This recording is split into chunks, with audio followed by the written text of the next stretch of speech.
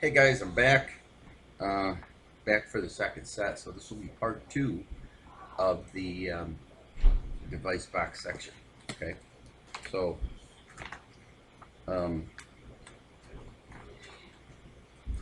we talk about wires going in a device box. So here's what we're going to talk about a little bit. So every wire that goes into a device box, you count as one deduction. Okay. You got to deduct one from the capacity of the device box. Okay. Any wire that's under 12 inches long only counts as one. Okay, any conductor under 12 inches long only counts as one. Anything over 12, so if the wire comes into the box and from where it enters the box to it does a loop, say in the box, and you leave extra space for that wire in the box, if that's over 12 inches long, you have to count it as two. So if it's under 12 inches, you count it as one. All right. Um, if there are four equipment grounding conductors in a box, you must deduct how many conductors from the total allowed. If there are four equipment conductors in a box, you must deduct grounding conductors. So what I tell you about grounds, no matter how many grounds, it's only counted as one. So if you got 10 grounds coming in, they all go together, you count them as one. Factors considered when installing boxes in covered that are covered. Factors to consider when installing boxes are covered in what section of the NEC? You guys are not going to be able to look this one up on the NEC, so I'll just give you the answer so you'll know. It is section 314.15 and 314.30. 314.15 and 314.30. Okay. Uh, if the largest trade diameter of a raceway on an entering a pole box is 3 inches, and it is a straight pole, the maximum size box allowed is what? So now we want to determine how big of a box we want to use, and we got a 3-inch pipe coming in. So the multiplier, what was the multiplier times that box? So the multiplier for a straight pull through box, so all you're doing is going straight through, is 8. So if the largest pipe going into that box is 3 inches around, you multiply 8 times 3, that means that box has to be 24 inches long. It doesn't matter how wide it's got to be because the wire's going straight through. It just has to be 24 inches long from the front to the back. You can have 30 inches. If they didn't sell it 24, you could have 30, 28, whatever. But you have to have a minimum of 24 if you have a 3-inch pipe going into it. And why is that? Because the wire you would pull in a 3-inch pipe might be large or might be a lot of them. So you want to be able to have room to pull out and then feed back in the other side. Okay, so it would be 24. 8. 8 is a multiplier on a straight through box, pull through box. The depth of a pull box with conduit runs entering at right angles is what? What's the depth of a pull box with conduit runs entering at right angles? So the depth of the pull box only needs to be deep enough to permit the proper installation of lock nuts and bushings. So there is no code depth.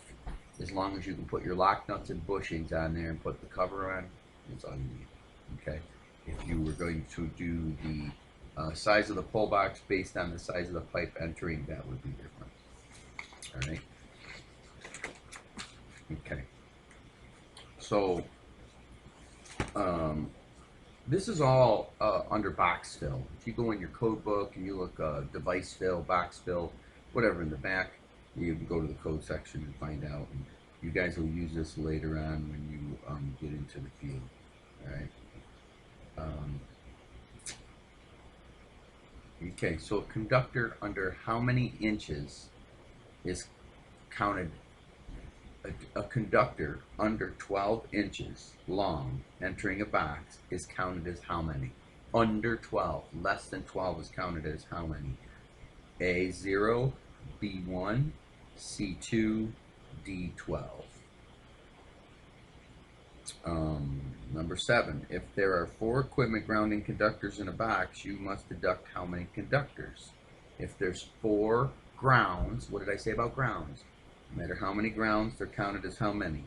A1, B2, C3, D4.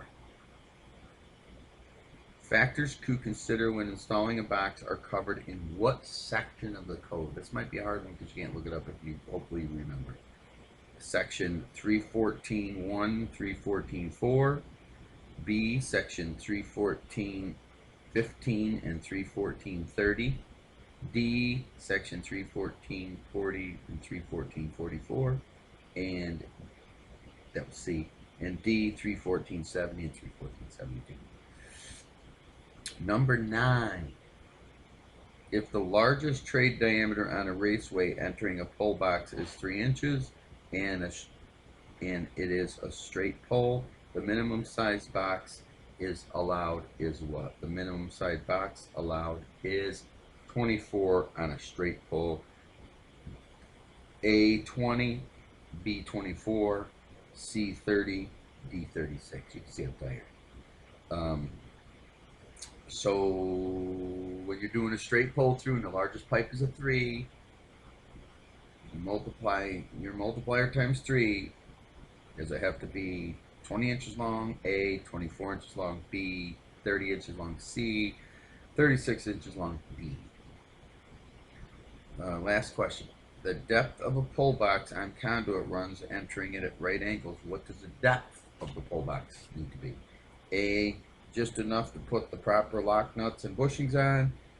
B, 8 times the diameter of the smallest conduit. C, must be 4 times the diameter of the smallest conduit. Or D, must be 6 times the diameter of the smallest conduit.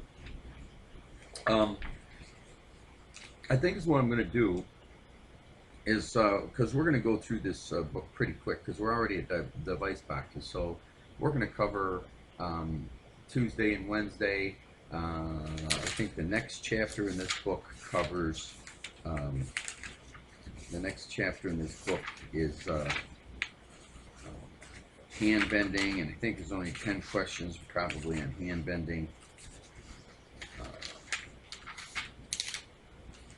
And if there is, then we'll have to, we may go to trade terms or something like that. Yeah, there's only 10 questions, so this week you're going to be done with 2 chapters.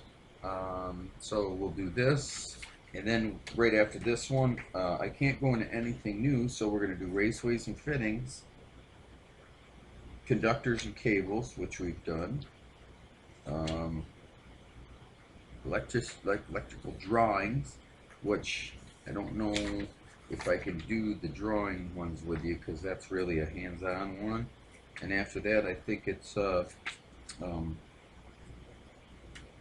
residential electrical services, and I didn't hit the services with you. Those are the last couple chapters we got to do. So I can only do 2 more chapters of this book, and then we'll have to go to, like, we'll do trade terms or something. We didn't do trade terms, so I'll just talk about trade terms. I have to keep going with stuff that that we've already talked about, that you would already know. But trade terms will be easy. It'll be fun. It'll be about devices and lock nuts and stuff that you use, tool parts and material that you use in the field. So it'll just be the terminology. So it'll be easy. We'll talk about it, what it looks like, and stuff like that. So whatever to keep us going, 8-9 minutes a day. That's all we need. All right, guys, have a good day. Stay safe. Looks like everything's going. I don't know, it's going. I don't know if we're going to be entering back on the 13th. That's coming up in 2 weeks. It's hard to say. We'll have to wait and see what the school says. My guess probably might not be until maybe May 1st, maybe the 30th, the end of the month, which kind of sucks. And the only reason I say that is not because the school said that, but because the president and governor is talking about, or the president's talking about extending the distancing thing for another 2 weeks, an additional 2 until the 30th of April. So if he does that, then I'm sure we'll not be going back until the 1st. But whatever keeps you guys safe. And if you guys, and if we do go back on whatever date, if you guys are sick, if you guys got the flu or you guys got anything, don't worry. Just stay home until you're better. We don't want to bring it to the school and then get people confused and not know if they're sick with the flu or whatever. So just stay inside, stay safe, stay good, and not stay inside, but you know what I mean. I'll see you guys when you get back.